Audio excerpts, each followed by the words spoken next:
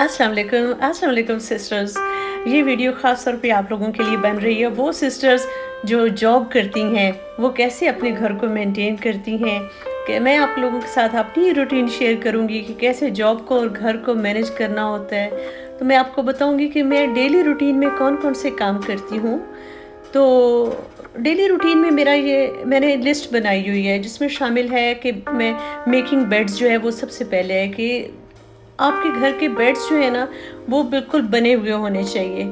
फिर रोज़ाना की सफाई में बाथरूम्स क्लीनिंग लाजमी है, क्योंकि ये वो जगह होती हैं जो मल्टीपल टाइम्स यूज़ होती हैं और बहुत हाइजीन की ज़रूरत होती है। फिर वैक्यूम क्लीनिंग, डस्ट चाहे पाकिस्तान हो, चाहे यूरोप हो, चाहे कोई और कंट्री हो, आपको रोज़ाना वैक्यूम क्लीनिंग करनी पड़ती है। वैक्यूम क्लीनिंग के बाद मैं वॉशिंग की तरफ आऊँगी। वॉशिंग जो है वो देखें 3 तरह की वॉशिंग मेरे घर में होती है। इसमें वाइट वॉशिंग अलग होती है, कलर्ड वॉशिंग अलग होती है, और इसी तरह जो टॉवल्स और शीट्स होते हैं उनकी वॉशिंग अलग होती है। तो मैं रोज़ाना देखती हूँ कि कौन सी बास्केट जो है वो तकरीबन फुल है या उसकी आप एक दफ़ा मशीन चला सकते हैं। तो मैं रोज़ाना वो एक वॉशिंग ज़रूर कर देती हूँ अगर ज़रूरत होती है। फिर इसके अलावा जो सारी ओपन सर्विसेज होती हैं उनकी डस्टिंग करनी, वो जो जो आप देखें ना, सारी जो शेल्व्स वगैरह ओपन होती हैं उनकी आप डस्टिंग कर दें। जो किचन का होता है, जो टेबल्स होते हैं, जो भी ओपन सर्विसेज होती हैं। फिर जो हैं गार्बेज बैग्स होते हैं उनको चेंज करें जब भी ज़रूरत हो। देखें कौन से हैं, जैसे इधर हमारे पास 3 तरह के हम गार्बेज बैग्स यूज़ करते हैं। एक जो आम किचन में यूज़ होने वाले होते हैं, फिर पेपर हो है, फिर प्लास्टिक है, फिर जो कुकिंग आपने रोज़ाना करनी होती है और किचन भी आपने रोज़ाना क्लीन करना होता है। तो ये मेरी रूटीन में शामिल है। और डिश वॉशर जो है उसको रोज़ाना क्लीन करना।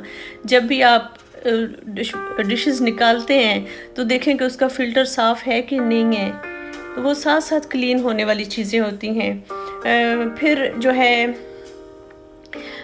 ये मैंने लिस्ट बनाई है जो 8 हैं, लेकिन इसके साथ मैं एक और भी ऐड करूँगी, 9th भी। वो है आयरनिंग। मुझे बहुत बुरा लगता है लेकिन मैंने रोज़ाना घर में आधा घंटा ये रखा हुआ है कि वाइल वॉचिंग टीवी कोई अच्छे सा, क्योंकि जो बोरिंग काम होते हैं ना उसको किसी अच्छे काम के साथ मैं जोड़ देती हूँ तो वो फिर टीवी देखते हुए इतना बोरिंग नहीं लगता। तो ये मेरी डेली की रूटीन में शामिल है काम। और फिर मैंने हफ्ते के हर जो दिन है ना उस दिन मैंने 2 या 3 ज़रूरी काम रखे होते हैं, जिसकी वजह से घर जो है वो टाइडी रहता है। उसमें मंडे को मैंने अपनी रूटीन सेट की हुई है कि मंडे को मैंने अपनी सारी किचन कबर्ड्स जो है ना उनको अरेंज करना है। जब आप वीकली कर रहे होते हैं ना तब वो इतना फैला हुआ नहीं होता। कई दफ़ा होता है आपको लगता है कि कुछ भी नहीं फैला हुआ, बस 3-4 चीज़ें अपनी जगह पे दोबारा सेट करके रखनी होती हैं। और मंडे को फ्रिज क्लीनिंग भी मैंने रखा हुआ है। जस्ट आप वाइप लें और सारी जो शेल्फ्स हैं उनको अच्छी तरह से साफ़ करके दोबारा चीज़ें अरेंज कर दें। बाकायदगी से करने से ये काम इतने हैवी नहीं लगते जितने ये होते हैं। ट्यूसडे को मेरे ज़िम्मे ये काम मैंने लगाया हुआ है कि मैंने सारी जो कपड़ों की अलमारियां हैं उनको सेट करना है। चूँकि आप वही वीकली आप करते रहते हैं तो इतनी बिखरी हुई भी नहीं होती और वो मिनटों में साफ़ हो जाती हैं, मिनटों में अरेंज हो जाती हैं। फिर हमारे घर में एक वॉक इन क्लोज़ेट है, उसको ज़रा देखना होता है। और एक स्टोर रूम है जिसके लिए ज़रूरी है कि स्टोर रूम में जो जो चीज़ें डिस्कार्ड करने वाली हैं वो फ़ौरन की जाएं। स्टोर में जगह होनी चाहिए, जो चीज़ें पड़ी हैं वो बहुत तरतीब के साथ पड़ी होनी चाहिए। ये चीज़ें मुझे बहुत ज़हनी सुकून देती हैं। वेडनेसडे को मैंने जो अपने काम रखे हुए हैं उसमें है चेंजिंग बेड शीट्स, और साथ ही वो बेड शीट्स जो है उनकी वॉशिंग भी हो जानी चाहिए। हफ्ते में हमारे पास चूँकि इतनी ज़्यादा डस्ट नहीं होती तो हफ्ते में एक दफ़ा बेड शीट्स चेंज करना एनफ होता है।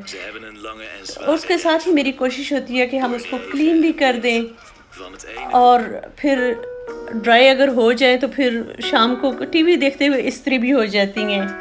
फिर ये वेडनेसडे का दिन मैंने मॉपिंग के लिए भी रखा हुआ है कि जो जो प्लेसेस जहाँ पे मॉपिंग होनी चाहिए या आपको कुछ स्टेन्स नज़र आ रहे हैं वो साफ़ हो जाएं। और देखें अब ये वाला ज़माना पाकिस्तान में भी है, इधर भी है कि जितने घर के अफराद होते हैं उतनी गाड़ियाँ होती हैं, तो वेडनेसडे को फिर अपनी गाड़ी साफ़ करने का दिन भी है। अब मैं ये आपसे नहीं कहती कि आप सारे घर की गाड़ियाँ साफ़ करने की ज़िम्मेदारी ले रहे हैं, लेकिन अपनी गाड़ी साफ़ रखें। थर्सडे को मैं ये करती हूँ कि सारे डोर्स मैंने क्लीन करने होते हैं। अच्छा सा कोई स्प्रे ले लें क्लीनिंग, और जो सारे डोर्स हैं, उनके फ्रेम्स हैं, उनकी नॉब्स हैं, जो हैंडल्स होते हैं, उनको अच्छी तरह से वाइप कर लें और उसके बाद उसको ड्राई करना मत भूलें।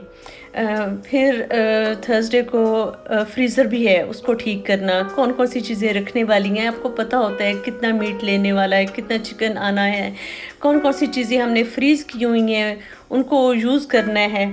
तो हर हफ्ते जब आप ये जायज़ा लेते हैं तो आपका फ्रीज़र भी बहुत साफ़ रहता है।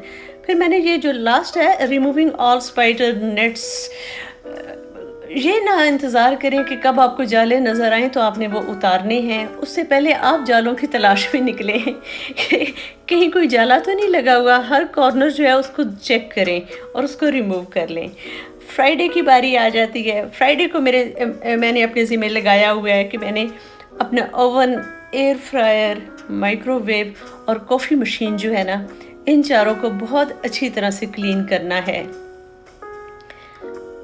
बल्कि मैं चंद दिन पहले मैं सोच रही थी कि एयर फ्रायर क्लीन करने के इतने सारे तरीके हैं, मैं एक वीडियो बनाऊंगी जिसमें मैं आप लोगों को बताऊंगी कि एयर फ्रायर कौन कौन से तरीक़ों से साफ़ हो जाता है। अब ये तो होता है ना कि जब आप एयर फ्रायर ख़रीदते हैं, एक डेढ़ साल तक तो वो बड़ा साफ़ सुथरा रहता है, लेकिन बाद में उसमें स्टेन्स आना शुरू हो जाते हैं और उसको क्लीन करना मुश्किल होता है, स्पेशली अगर आप उसको डेली बेसिस पर यूज़ करते हैं तो वो इंशाल्लाह मैं आप लोगों के साथ ज़रूर शेयर करूँगी कि आप एयर फ्रायर को कैसे क्लीन करें। अच्छा, ये मशीन्स वगैरह ये साफ़ करने की ज़िम्मेदारी मैंने ली हुई है। इसके अलावा फ्राइडे को मैं ये भी करती हूँ कि जो जितने आपके घर में जितने टीवी हैं उनको, जितने मिरर्स हैं और जितनी समझे कि लाइट्स वगैरह हैं ना, उनको आपने साफ़ करना होता है। फ़ोटो फ्रेम्स भी उसी में आते हैं। ये जो इस तरह चीज़ें होती हैं जिनका आम तौर पे हमें इतना ख़्याल नहीं रहता, और कुछ अरसे के बाद आप देखें तो उसपे बहुत ज़्यादा डस्ट जमी हुई होती है। जब आप ये रोज़ाना की रूटीन में शामिल करेंगे ना इन चीज़ों को आहिस्ता आहिस्ता, तो ये बहुत चीज़ें आसानी के साथ हो जाएंगी और आप पे इतना बर्डन भी नहीं होगा। फिर मैंने फ्राइडे को प्लांट्स फीड का डे भी रखा हुआ है कि जो इंडोर प्लांट्स होते हैं उनको पानी में डालकर ना फूड होता है, खाद होती है इनके लिक्विड फॉर्म में, वो फिर मैं पौधों को ज़रूर डालती हूँ। सैटरडे और संडे वीकेंड होना तो बहुत रिलैक्स चाहिए, लेकिन कहाँ रिलैक्स डे होता है ये आपको भी पता है। तो जो सैटरडे है उसमें भी मैंने अपने थोड़े से काम रखे हुए हैं। एक हमारे घर में है स्टडी रूम, जो आप उसको ऑफिस भी कह सकते हैं। वहाँ पे मैं फिर जो ऑनलाइन कंसल्ट्स होती हैं, ऑनलाइन थेरेपी सेशंस होते हैं, मैं वो भी लेती हूँ। वहाँ पे मैं यूट्यूब का काम भी करती हूँ। कुछ स्टडी करनी हो, कोई रिसर्च वगैरह करनी हो, वो वाला रूम इस मकसद के लिए यूज़ होता है। वहाँ पे प्रिंटर वगैरह भी है। तो जो ऑफिस या स्टडी रूम है उसको बहुत अच्छी तरह से क्लीन होता है वो। फिर अगर ज़रूरत हो घर में दोबारा मॉपिंग की तो वो भी सैटरडे को रखा हुआ है।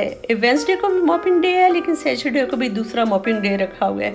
और उसके अलावा जो एक्स्ट्रा चीज़ें होती हैं जो आप समझते हैं कि आज ये साफ़ होनी चाहिए, उसको भी आप शामिल कर लें। संडे को ये है कि